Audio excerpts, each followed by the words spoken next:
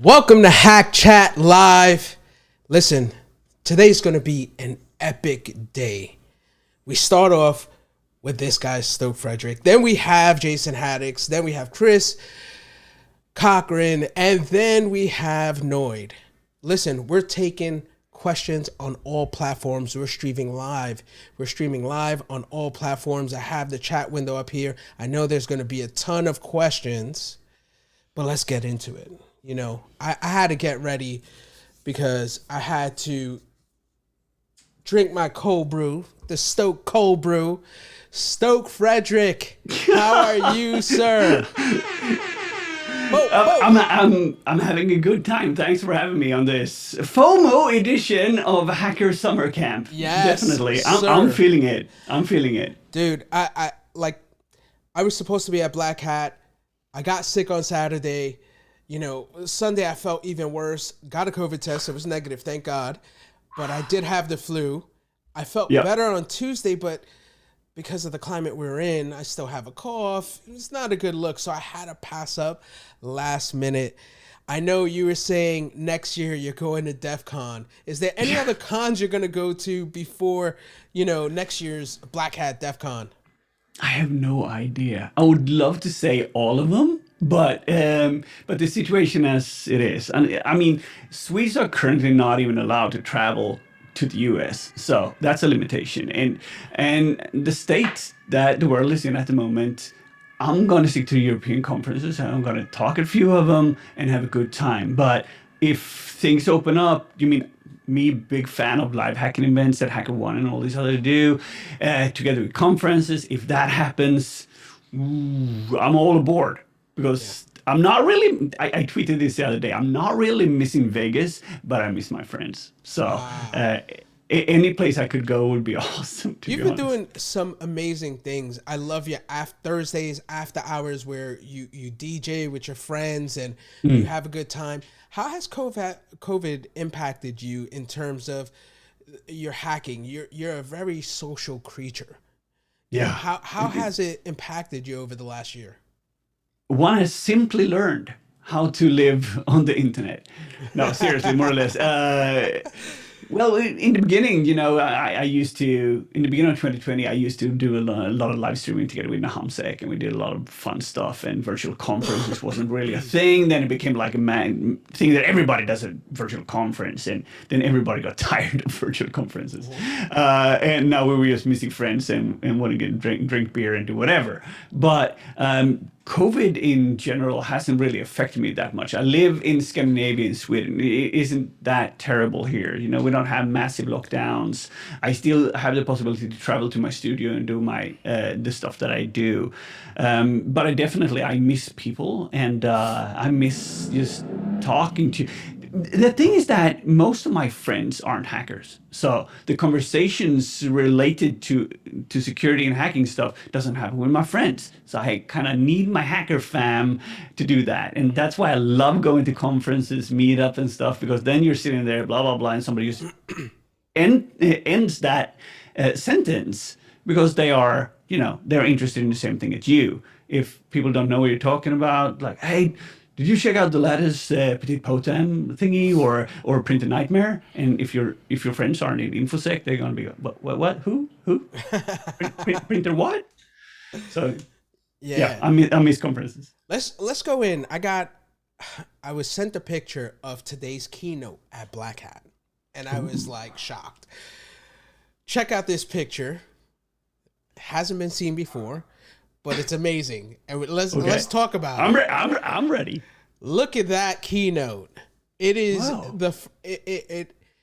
this conference is basically empty. You know, I backed out last minute because I was sick. You said you weren't going to travel, but this seems super empty for a keynote at Black Hat. Is unusual and it's interesting, right? There's not a lot of people there, and That's what I'm hearing from a lot of people is that, you know, it's basically empty. It's different. It's weird.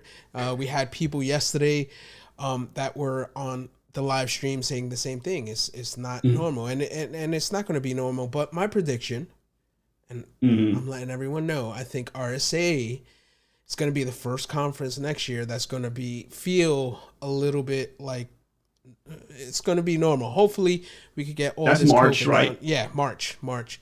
So I think it's going to be I think it's going to feel normal, but we're still going to have the mask and everything. Let me let me ask you.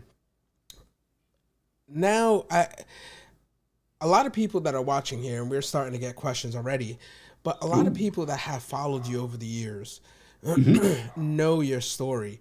How did you get into bug bounty?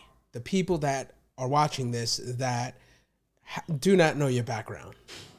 Okay, cool.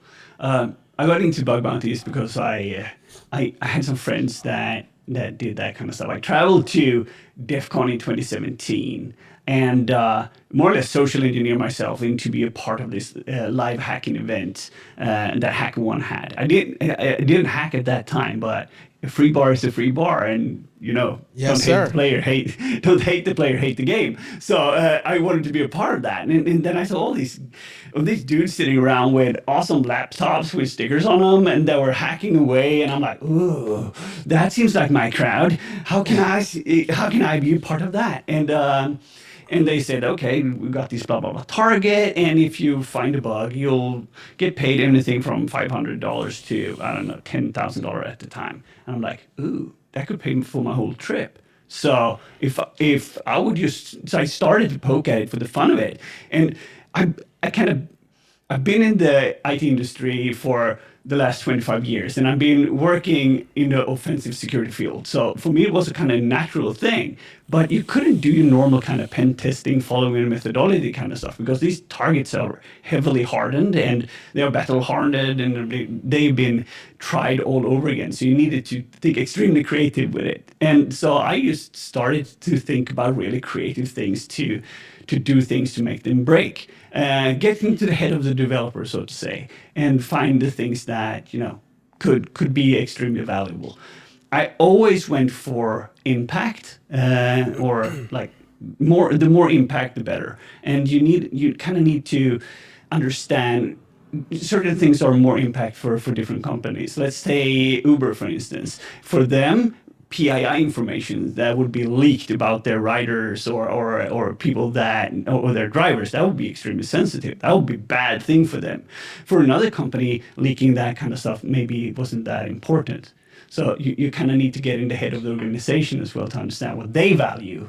And I'd done that as a hobby for a while. I used to work full time at this other company, and I asked them if I could take Thursdays off to do my hobby. So one day a week, I did bounties for 8 hours, and it apparently paid off real good. Now, you were very lucky because, well, I don't want to say lucky, but you had this mentor that you went to India with, right? Yeah. He was big in the game himself in terms of bug bounty. He's always on the leaderboard. How having him, because you went with him on that trip, and how was his influence and helping you grow over time? Kind of minimal, to be honest.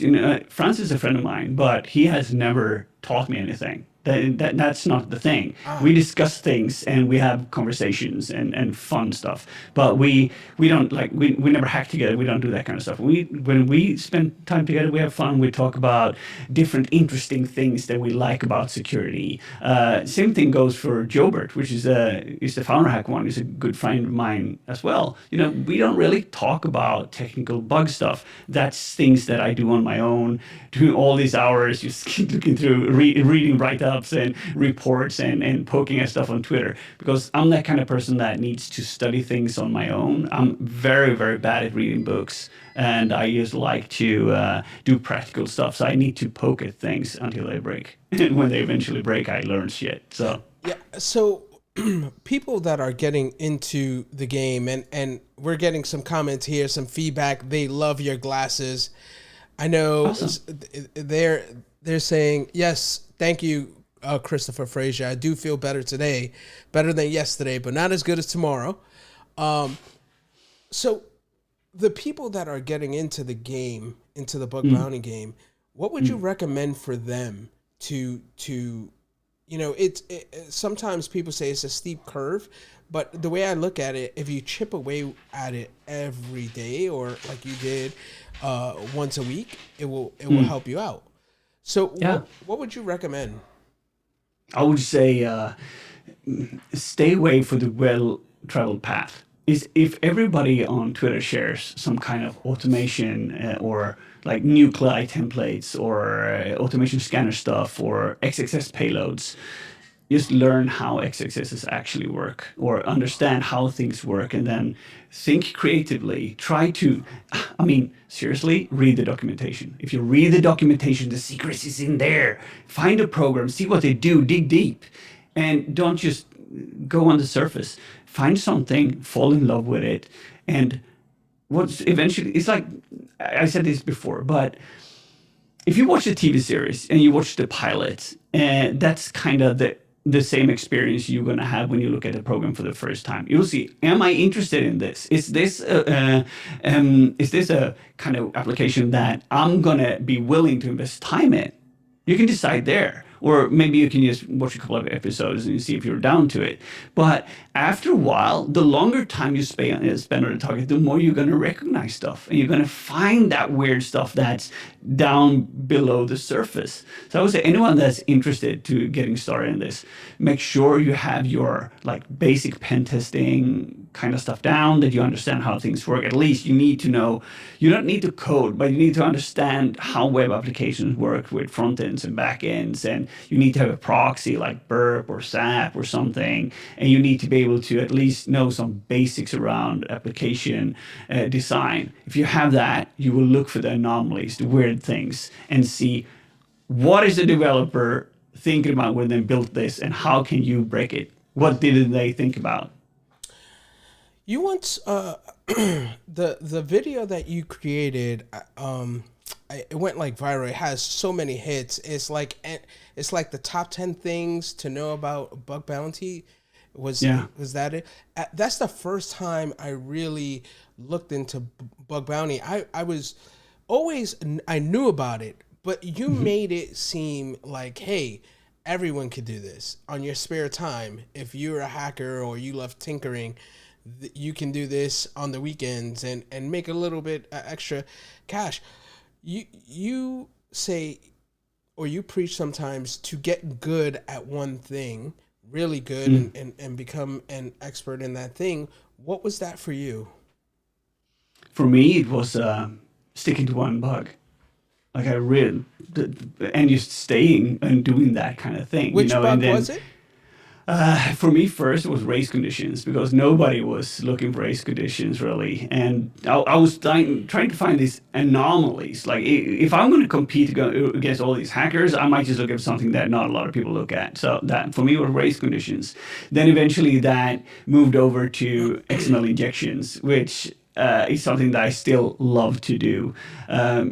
SSRFs and just finding this kind of business logic things where can you fuck around with the front end so it gives you a different result in the back end? Is there any IDORs in there? Is it a way for you to access things that you shouldn't by playing around with the requests?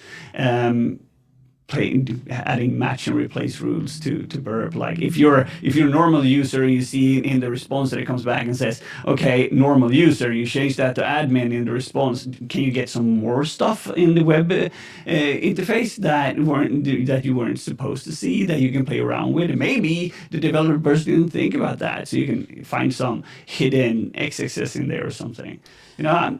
For me, just poking at stuff. I got nothing else to do anyway. If I'm watching TV, I'm either just playing around with my phone or doing something. So I might just, have Burp running and poke at something. If I find something, I'm happy. I just don't take it too serious. So we got a question coming from LinkedIn, Oren Kaplan. When did you start hacking? And is it too late?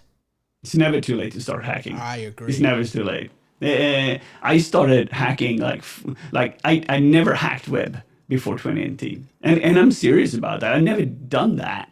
I had no idea how things even worked because I wasn't doing that kind of hacking. I was more into internal pen testing and wireless pen testing and that kind of stuff, infrastructure primarily.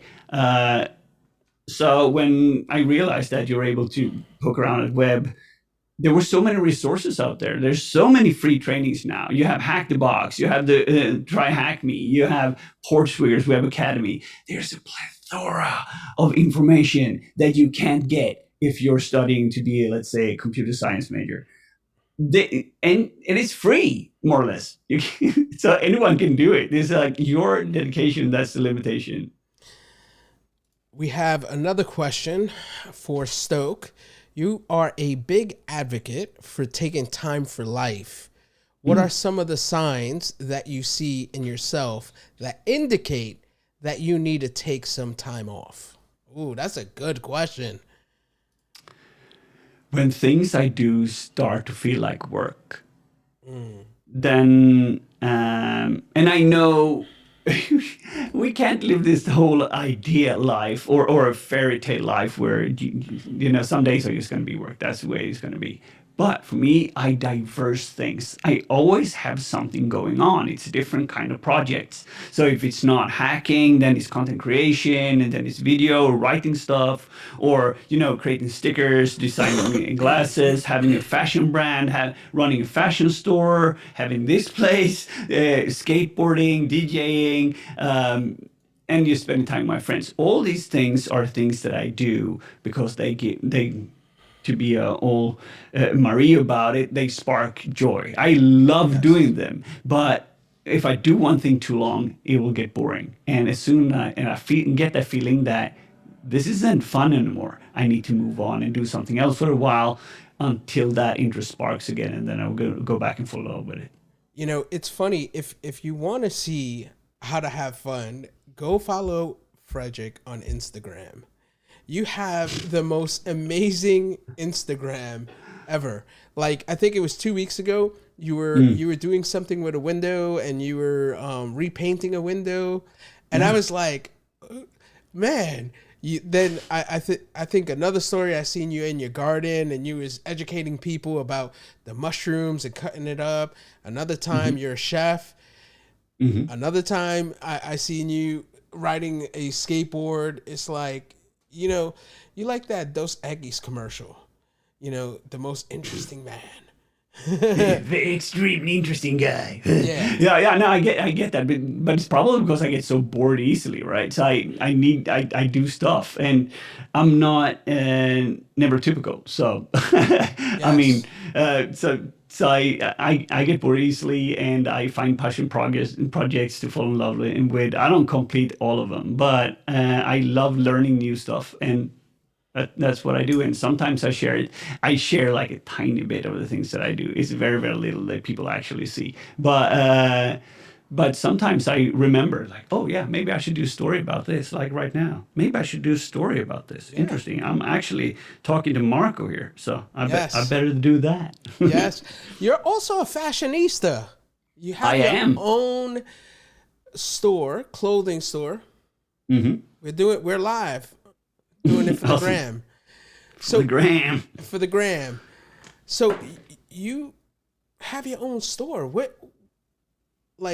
That's why I say you do so many things. You were also a chef, but let's go into the store. What made you decide to open up a store in your own fashion brand, and how has COVID, hurt or helped you, with the fashion, on the fashion side? So there's like different ways to do this. I was living in Bali in 2014 and having a pretty good time. And we were walking around the island, or we were riding around the island on a bike. And every night you'll see this huge bazaars where they sell secondhand clothes or clothing that's from high-end brands that just end up in huge piles like everywhere. And you would sit on the beach having like a bintang, and as soon as the wind changed, what happened is that you could see the big layers of plastic just coming in from wave and wave from Java. It all depended which part of the year it was and how the wind was coming in, but you would see these huge amounts of plastic. And I was thinking like, this isn't cool. And I figured that if we can produce this huge amount of clothing at all the time, and at security conferences, they give away stuff, like they throw swag at you. You take them, you usually never wear them, or they end up in a landfill somewhere. And I figured that if I buy clothes that's high end, I pay a lot of money for the brand and something that I like, but those guys don't pay living wages for their workers, and they're not helping with the environment, and they are using toxic materials, and it's all about markup, because that's kind of how the fashion industry works. Most of it is being produced in India, Bangladesh, or China, or the third world. So and we use buy and consume that, and they smack a real nice brand on there, and you think it's going to be quality and good, but it's made in the same factory, it's all shit. So I wanted to change that. So I started to scour the market for the brands that were best in class when it comes to sustainability, environmentalism, paying living wages, certifications for cotton, certifications for recycled materials, and that kind of stuff. And with styles that would be timeless, in good quality, that you would fall in love with. You would buy it and you would fall in love with it and wear it over and over, and it wouldn't just after 2 washes turn on the side or lose its color or just not be cool. And I started to retail that. And so I have a store called Thrive where I do that. And then eventually that just evolved into me being interested in how do you manufacture this? How can we deep dive into the factories? What can we actually do? And that's where we started to also as well produce stuff. Great story. Mm-hmm. So we have another question from LinkedIn. This is very interesting because I want to hear your answer to this. With such a hectic schedule you guys have, how do you guys track your to-dos? Is it old school whiteboard, or do you use a program to track it like Notion? I wish, but the real answer is my calendar is on the floor. That's Sarah. She helps me out with, that's my wife. She helps me out with most of the things that are super important that I need to remember. The rest of it, I kind of write it down on Post-it notes and put them everywhere. And I'm a pretty unorganized man. If it's not in my calendar, it doesn't exist. So I always ask people if they want to do things like I did with you. So yes. If you want to do stuff, you need to mark off a spot in my calendar. Otherwise, it's not going to happen. So send me an invite. I'll respond to it. And if that doesn't happen, our time commitment does not exist. So that's what I do. I schedule things, but I also try to be quite open with the scheduling, because sometimes when it comes to creativity can take a little bit of time. It's not 30 minutes. It needs a little bit of that massaging for the muse to enter the room, and that could be that I need to start to write something, or I need to start to paint something. Then eventually the creativity comes and it flows away. So I need to schedule a little bit more. A little bit wider when it comes to creative projects. I think for me, there's 2 aspects, right? I do use my calendar, but I also use old school to-do lists, writing, all the things I have to do on a paper, and I list them by priorities. 1, 2, 3, 4, 5, or A1, A2, A3. And what I do is I don't do the next one until the first priority is completely done. If I don't get to the second one, I don't get to the second one. But that first priority, it's the reason why it's at the top of my list. That is my, 9 to 5 type thing, right? Wow. If I'm working, madly impressed. Yeah, if I'm working, and also what I try to do, and I think this helps me the most, if I don't have to be on a call, I'm not. I try to block off certain days. I don't want to be interrupted so I can do deep work. And that is, I try to front load all my calls to Monday, Tuesday, Wednesday, and I try to keep Thursday and Friday completely empty to do deep work.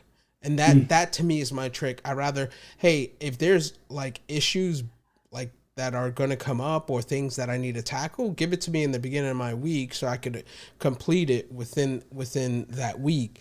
But I try to have Thursdays and Fridays as empty as possible. Like for me to get on a call, it has to be like an emergency. So that's how I do it. You know, I applaud that. That I would never be able to do that. So it's amazing how different people are, and I'm happy that things just work out for different kind of people. Yes. I also use a Pomodoro technique. So if you want to go deep into that, I'll give you that as well. That's the 20-minute working, 5 minutes break, right? Yeah, 25, 25, 5. It could be 35. Do you have a Pomodoro watch though? I don't, but I have this clock. It's on the other table. This is my other working area here. So I have different rooms for different situations. That's another thing. It's key. I try to have, I know you have your space, and I mean, your space, your office there is amazing. If you haven't seen it, follow him on Instagram. He has the pictures there. It's amazing. Let me ask you, you transition, I believe, to your new job where you work at. You're a content creator for them. You wear multiple hats. How has that been going? It's been amazing so far. It's pretty awesome to be working together with really deep end experts that you can always have an open conversation with and sharing ideas and such. And so I'm currently working at TrueSec as the bridge between marketing and the experts, because I speak both languages. So and I help those to communicate by creating things together. So it's just not all sales fluff, and it's just not all extreme expertise and sharing stuff. So I'm doing that kind of stuff, and we're going to create a lot of cool videos and stuff this autumn, and I'm really excited to do that, building a studio in Stockholm. And yeah, we're having a good time. It's going to be good stuff coming out of that. And I'm also part of their offensive team, which means that I do red teamwork. So it's pretty cool. Speaking at conferences and traveling to conferences and doing that kind of stuff for work. I love that.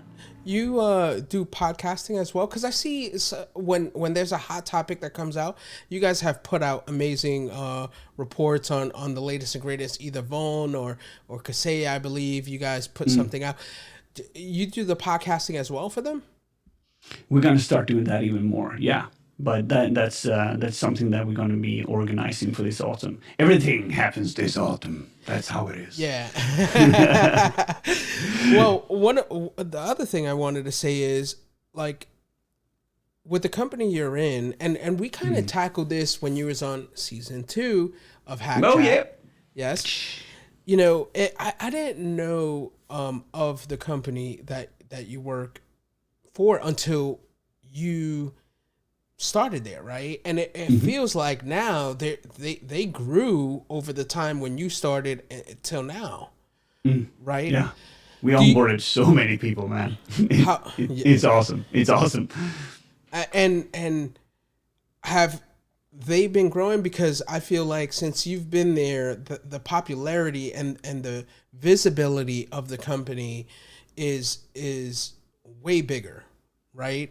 And I feel like I said, we covered this before. It's important to have like your own brand, right? When you say Stok, everyone knows it's you. It's like Jordan, right? Like it's that thing. And it's important that companies like invest in people like yourself or a person that has their own brand, because it brings different eyeballs to that company. And I feel like you're one of those prime examples.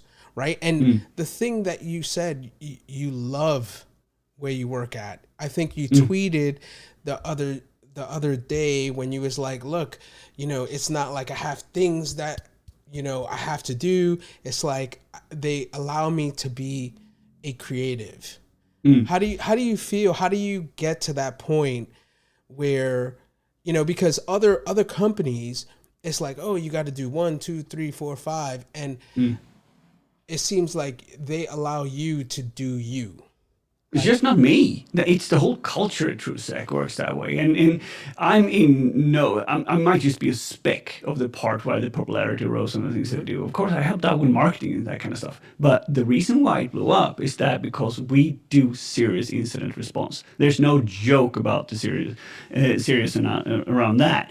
All the incident response stuff you hear about in Scandinavia, more or less, we've been involved in that. And the things you don't hear about, we've been involved in those too.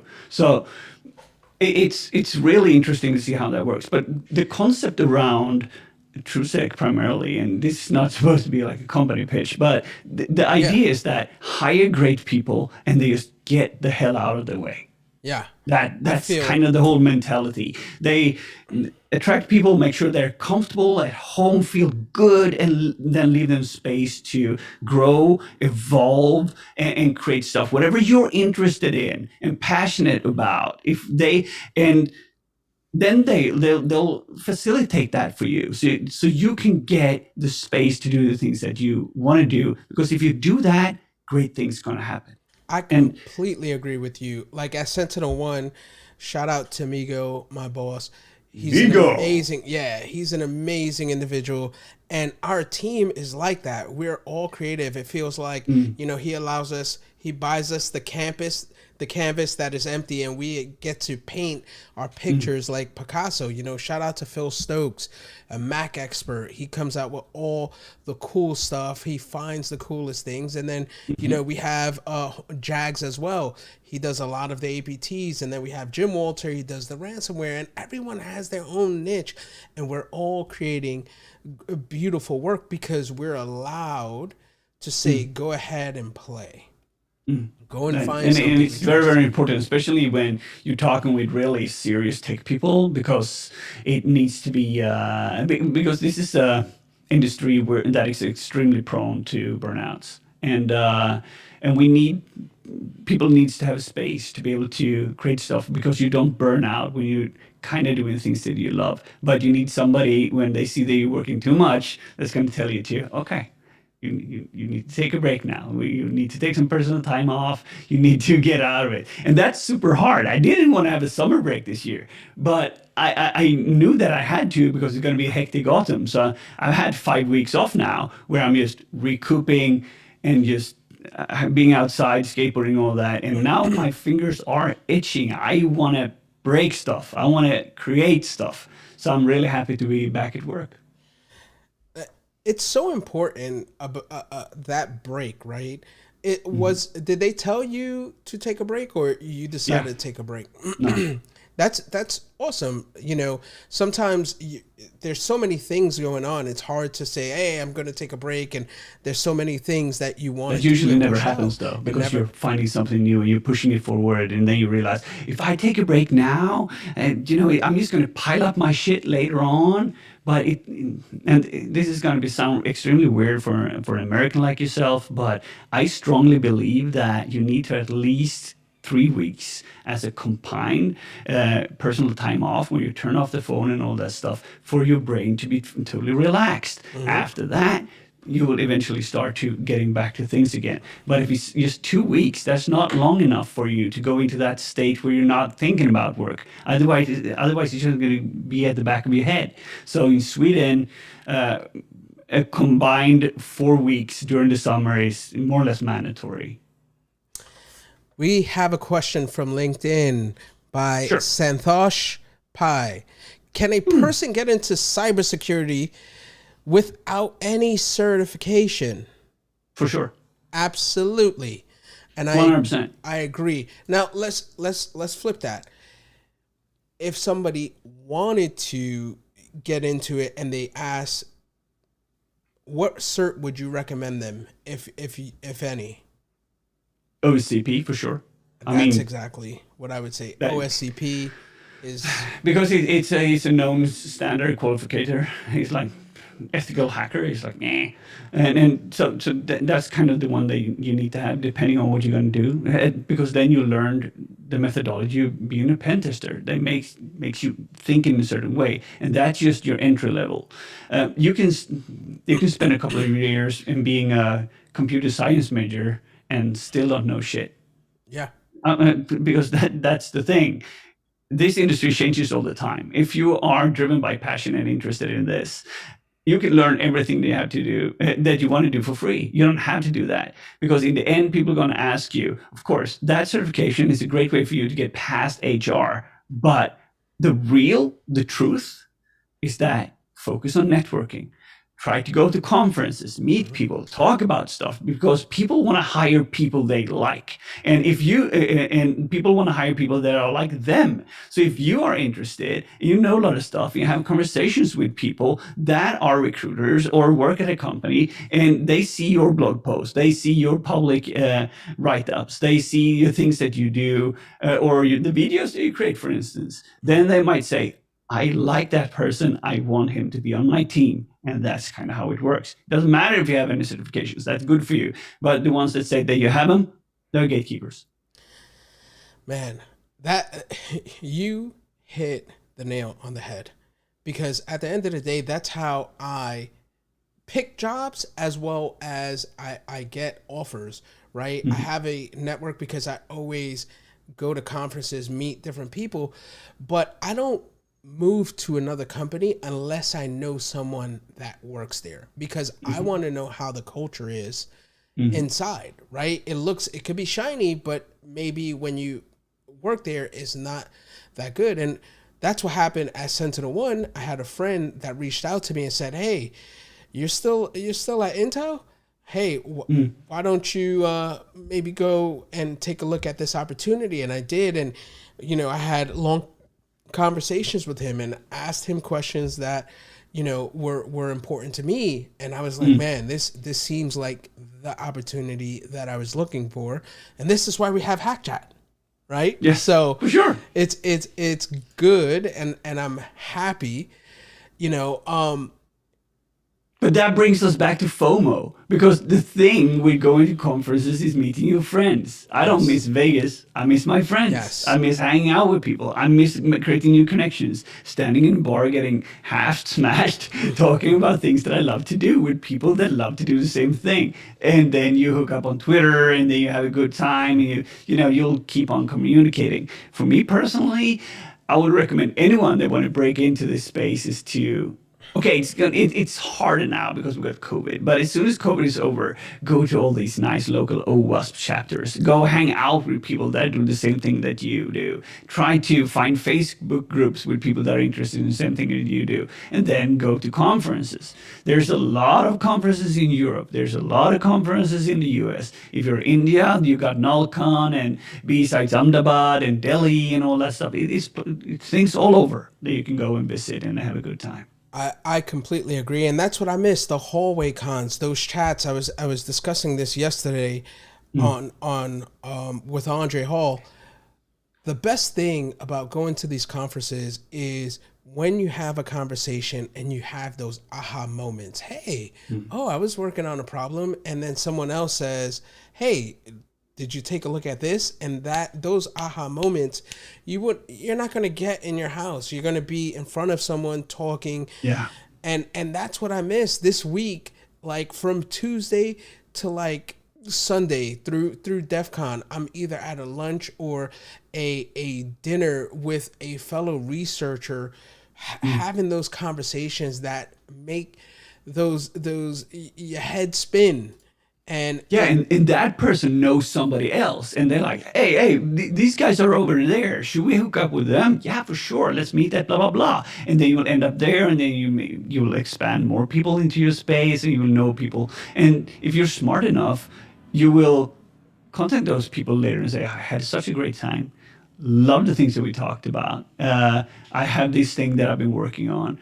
Check it out if you like it. Give me some feedback on it. Yeah, and the other thing, when people meet like people like yourself, one of the things is you're great at hacking, but you're a fucking good dude.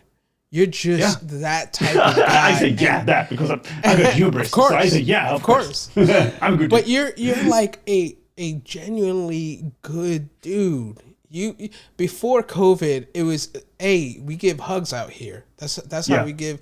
It's love. It's what can I do? right? You're always having those conversations. And then when it's time to get busy with hacking, you know, that goes on too. And that's one of the things, like I said, I miss, right? Having those conversations. I think the last time I seen you in person was the event at RSA before, you know, every COVID really started getting rampant. It was the event. I forget what HackerOne event it was, but that was the last time. H1415, I think. Yeah. So that was the last one. That was the Paranoids. Yeah. So I miss those events, right? I miss going to these events, learning, having these deep conversations with like yourself and Santi and all these other people. And I believe, I'm hoping next year we're together. Let me, we have another question from LinkedIn. I'm ready. Where do you see yourself in terms of skill next year? What do you want to improve? It sounds like he says, what do you want to improve on in terms of your bug bounty skills? I'm not really sure how much bounties I'm going to do next year. It all depends if the live hacking circus is coming back, because that's something that drove my interest in doing bounties. Since I got a full-time job and a lot of other things to do, I need to be very careful with my time. If live hacking events are coming back, I'm definitely going to deep dive into things. And I think that I want to look into more business logic and understanding how certain frameworks work, and maybe do some fussing and do some research to see if I can find something that's not your typical kind of thing, because it's easy to say that, okay, yeah, I want to be great at XXS, or I want to be great at doing X amount of kind of bug class, but that's not it. I want to be better at finding anomalies. I want to be better at having a broader experience so I can see what sticks out. And that only comes by spending time inside, let's say, Burp, or doing other things, and not just looking at vulnerable stuff, looking also at stuff that aren't vulnerable or broken. So if you just spend time on doing OWASP use shop, it's going to look a certain way. But then you look at these super hardened targets and you realize that, oh, there's all blind responses. How do I deal with this? Then you need to understand how, let's say, certain kind of upload things works and that. So for me, maybe that, but I want to personally be better at my communication skills. I want to be a better host. I want to be a better communicator, and I want to be better at taking care of myself. Nice. That's what I want to do next year. We have another question. Will you start doing more educational videos? I guess he's talking about like the ones you did in the past, or the fuzzing one, I believe you did. With Cook, yeah. Yeah. Definitely. Yeah, I spent a few days with Cook this summer, and we talked about it. So we're definitely going to do some interesting research and see if we can do some videos around that. And I would love to get started on doing more content. I'm just on I don't know, how do you say it, like a time off right now. You know, I haven't been feeling doing it primarily since, I don't know, in the end of May, I think. But now I live in Sweden, so the days are getting shorter, the nights are getting darker, and that's the period where I usually find a lot of more creativity, because it calms me down and I'm feeling more organized in doing certain things. When the sun is out and the bar is popping and my friends are outside, I rather go skateboarding. But now when winter comes, I'm gonna be that hermit that's going to be inside because it's going to be cold, and I'm going to hack and I'm going to do stuff. And then eventually I have this urge to share. And so, of course, I'm going to create a lot of educational content over at the TrueSec channel, together with Fabio and Rasmus and all these super smart people. But then I'm going to do maybe I'm going to get back to doing some bounty related content again. Specifically, that's going to probably be Bounty Thursdays that are coming back this autumn. Ooh, Bounty Thursdays was a huge hit, huh? I want to ask you, I want to go into your health, and you're a vegan, right? Mm-hmm. How is your energy when being a vegan and getting all those nutrients, and how does that help your mental, like energy and creativity, because what I feel is like you are what you eat, right? And Yeah. you're constantly showing ways on how to be creative with food. Mhm. How does that help you in your day-to-day job, right? And with that energy and your creativity, because I feel whatever you eat, it gives you the energy to output what you want. So you want to go into that? I love your veggie Sure. gardens and all that. And I know Absolutely. you're a huge advocate in terms of being a vegan. First off, I never push being vegan on anyone. The people, if I'm in an area with a lot of people and they're all meat eaters, I never push for the things Yeah. that I do. Yeah. Because I do this for me and not to be something else. I never push myself on Correct. anyone. That said, if somebody asks me about veganism and health, I can talk for hours about it because it's a subject that I'm interested in and I've been It's a living passion. for a big part of my life. Yeah, right. It's not even a passion; it's a commitment, Yeah. or it's just who I am. It's something that I decided a while back. Born and raised as a hunter's son and a trained French chef. For me, of course, working with meat and fish and that kind of stuff it's part of. It was a big part of who I was. But then I for ethical reasons I stopped eating meat and then over time I stopped drinking sugar or eating sugar or minimizing my sugar intakes, like not having sodas. I don't drink energy drinks and that kind of stuff.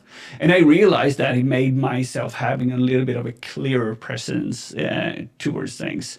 And I stopped getting that. I stopped getting sick when I stopped taking dairies or consuming dairies. I didn't get. I used to be. Kind of like having this mucus in my nose the whole time, right? And all that stuff kind of just stopped. And I also realized that my digestions were better. Instead of just eating some food, having to go to the bathroom, I was in the situation like. I shit solids now. Happy hooray! And that was like a winner for me, right? So I realized that my body responded better to a plant-based diet and minimizing sugar intakes and having a high protein. So that's just what works for me. It's not for everyone, but the ones that decide to try it, try it.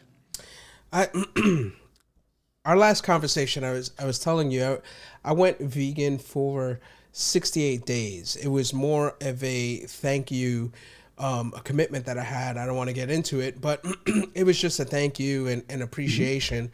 So I went vegan. It was a little difficult at first, but once it was a snowball effect. Once I started doing it, I think I got into it and then understood, okay, this is what I need to do and this is how to do it. And it was pretty much easy for me after like a week or two, being a vegan. Now, I was telling you, I eventually want to go back into it, and you was like, no doubt, I got you. How has like you creating your own sustainable, like you have your garden and everything, has it become more easier for you To to like just have the food and pick from it and create your own dishes, because you used to be a chef, so yeah.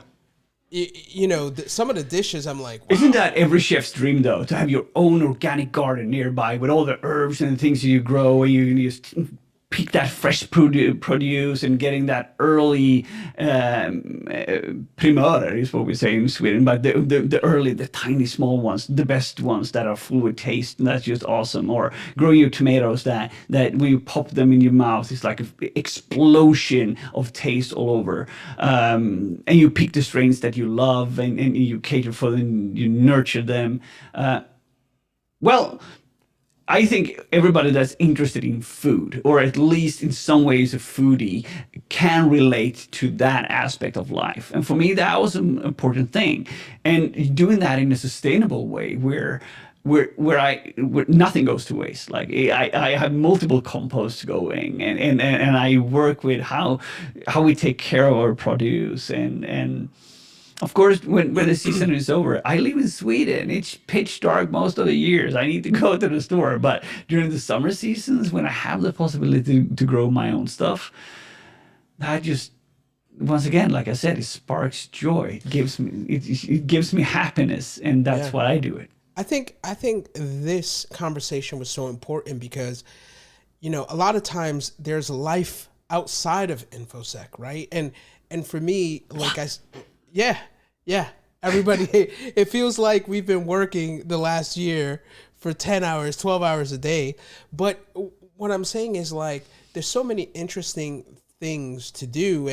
And for me, like, I follow you, we have conversations, and it motivates me. And I appreciate that. And I'm sure that you motivate other people to go outside of their box, right? And explore and do things. And I appreciate that. I want to give you, kudos to you, give you your flowers on camera, man, and keep being an influencer. Any last words for anyone out there?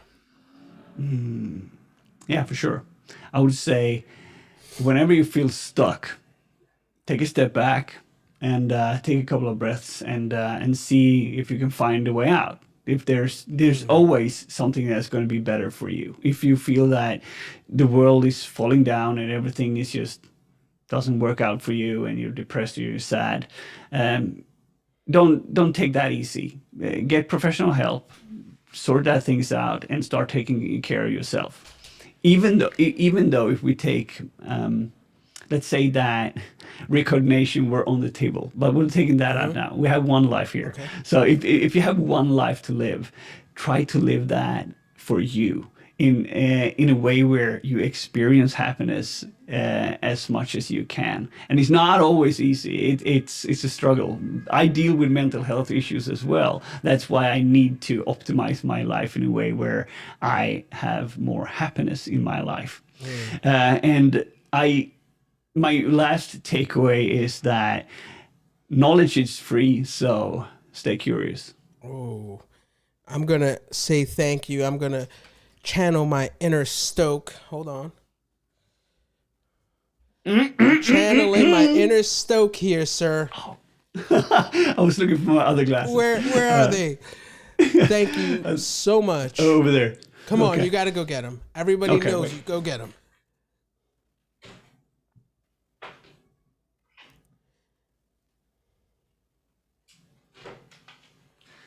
I decided There we go. to step it up a notch. Ooh, So we're gonna have these for the people that are missing Vegas, that knows where the party's at. These are a pair of good glasses, though. Yes. Okay, cool. Thank you for having me on the show. It's been such a pleasure. Yes, I greatly appreciate it. Thank you for taking time out, sharing your experience, your knowledge. And there are so many claps and likes and thank yous on the chat. Look, thank you, everyone. We'll see you in a half hour. Jason Haddix is up next. That's going to be a classic. Yes, it's going to be a classic. Until next time,